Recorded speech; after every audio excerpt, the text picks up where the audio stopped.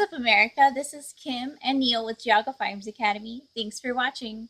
Today we're going to talk about some of the questions we receive a lot. We notice that there's a common theme, and that is CCW and law enforcement.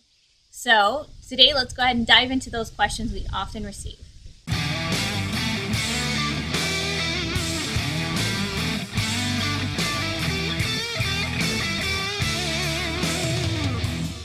I think one of the things that's helpful is that you kind of get a unique perspective from us. You get somebody who carries every day. You get Male and female. Male and female, right? You also get a firearms trainer, what we do. That's our bread and butter, and of course a police officer as well. So kind of give you a unique blend because we can see it from all different angles. Our first question we often receive is, what do police officers think about people who carry?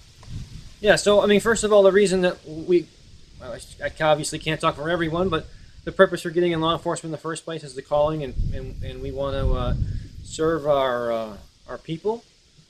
And at the end of the day, as long as you're working within the confines of whatever your legal system is, whatever state you live in and or country, and you're doing it safely, and it doesn't put me at risk, by all means. I'm obviously a huge fan of the Second Amendment. I mean, it is my job to uphold the laws, and as I've always said, the more an armed society is a polite society. So another question we get a lot, and we can kind of look at this from both perspectives, is what is the biggest challenge for carrying every day? That, for me, would be that finding that balance in everything, and from how you dress, because you're going to have to change up a little bit on that, to even the size of the gun that you carry. You don't want to carry something so small that just has a very low capacity, it's hard to shoot, and then it can be so big that it's bulky and you're going to just get frustrated with it and not carry. Another thing that I think people really have to think about is planning your day more. You know, you have to think about where you're going to go. Are you going to go to a no-carry zone? What are you going to do when you get there? And things like that.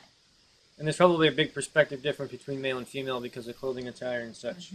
So I generally don't dress like that. Another question we get often is, how are police going to interact with you knowing that you have your CCW with you?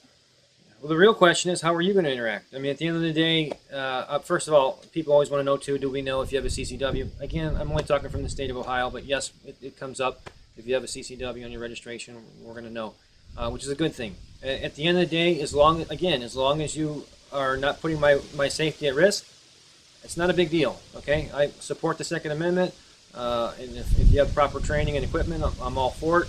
At the end of the day, in Ohio, you're going to disclose to the officer that you're carrying your gun and that you have it with you. Not a big deal from that point. As long as you don't touch it without being told or do something silly like that, there's really not much that's going to happen. Also, people want to know if law enforcement's going to take your gun. I'm not saying it can't happen, but it's only going to happen because of your behavior, something that's going on. Either you're drinking, you're on drugs, or you're acting aggressive. Yeah. I mean, if I feel that you having a firearm at that time is going to put my life and officers at risk, of course, absolutely. Other than that, no. I've never taken someone's gun who's acting normal. Another thing we see often is people ask us, are all police officers firearms experts? No, not even close.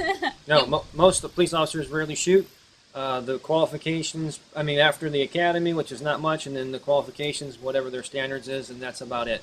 I'm not to say that there's a lot of experts in law enforcement, but if I had 100, I've said this many times, if I had 100 officers that I was going to train, 10 of them are shooters, people that know guns and gear and have tried different things and have something different, shot something other than their issued gun, and do that with their free time.